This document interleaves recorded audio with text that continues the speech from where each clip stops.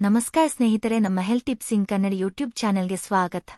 ಸ್ನೇಹಿತರೆ, ಅನ್ಯೋನ್ಯವಾಗಿರುವಾಗ ಲೈಂಗಿಕತೆಯನ್ನು ಸಂಪೂರ್ಣವಾಗಿ ಆನಂದಿಸಲು ದಂಪತಿಗಳು ಮೌಖಿಕ ಸಂಭೋಗದಿಂದ ದೂರ ಸರಿಯುವುದಿಲ್ಲ ಎಂದು ನಂಬಲಾಗಿದೆ. ಲೈಂಗಿಕತೆಯನ್ನು ಪೂರ್ಣವಾಗಿ ಆನಂದಿಸಲು, ಮಾನಸಿಕ ಒತ್ತಡವನ್ನು ಕಡಿಮೆ ಮಾಡಲು ಅವರು ಮೌಖಿಕ ಸಂಭೋಗವನ್ನು ಆನಂದಿಸುತ್ತಾರೆ. ಆದರೆ ಮೌಖಿಕ ಸಂಭೋಗದ ಅಪಾಯಗಳು ಕಡಿಮೆ ಅಲ್ಲ. ಓರಲ್ ಸೆಕ್ಸ್ ಪುರುಷರು ಮತ್ತು ಮಹಿಳೆಯರಿಗೆ ಸಂಪೂರ್ಣವಾಗಿ ಸುರಕ್ಷಿತವಲ್ಲ. ಲೈಂಗಿಕ ವೈವಿಧ್ಯತೆಯಿಂದಾಗಿ ಅನೇಕ ಜನರು ಮೌಖಿಕ ಸಂಭೋಗವನ್ನು ಮಾಡುತ್ತಾರೆ. ಕೆಲವು ಅಲ್ಪಾವಧಿಯ ಸಂತೋಷಕ್ಕಾಗಿ ಅವರು ಮಾರಣಾಂತಿಕ ಕಾಯಿಲೆಗಳಿಗೆ ಬಲಿಯಾಗಬಹುದು. ಮೌಖಿಕ ಸಂಭೋಗದ ಅಡ್ಡಪರಿಣಾಮಗಳ ಬಗ್ಗೆ ತಿಳಿದುಕೊಳ್ಳೋಣ ಬನ್ನಿ. ಅದಕ್ಕೂ ಮುಂಚೆ ಈ ವಿಡಿಯೋ ಒಂದು ಲೈಕ್ ಮಾಡಿ, ಹಾಗೂ ನೀವಿನ್ನೂ ನಮ್ಮ ಚಾನಲ್ ಅನ್ನು ಸಬ್ಸ್ಕ್ರೈಬ್ ಆಗಿಲ್ಲ ಅಂದ್ರೆ ಮರಿದೆ ಸಬ್ಸ್ಕ್ರೈಬ್ ಆಗಿ. ಸ್ನೇಹಿತರೆ, ಯೋನಿ ಯೀಸ್ಟ್ ಸೋಂಕನ್ನು ಹೊಂದಿರುವ ಮಹಿಳೆಯೊಂದಿಗೆ ಮೌಖಿಕ ಸಂಭೋಗದಲ್ಲಿ ಪುರುಷನು ಯೀಸ್ಟ್ ಸೋಂಕಿಗೆ ಒಳಗಾಗಬಹುದೇ?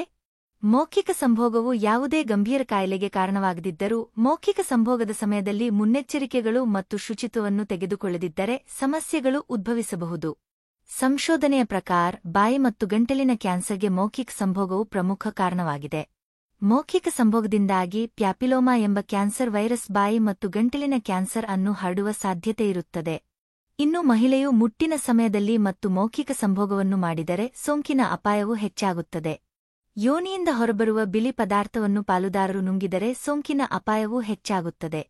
ಇನ್ನು ಮೌಖಿಕ ಸಂಭೋಗಿಸುವ ಕೈಗಳು ಮತ್ತು ಬಾಯಿಯನ್ನು ಸ್ವಚ್ಛಗೊಳಿಸಬೇಕು.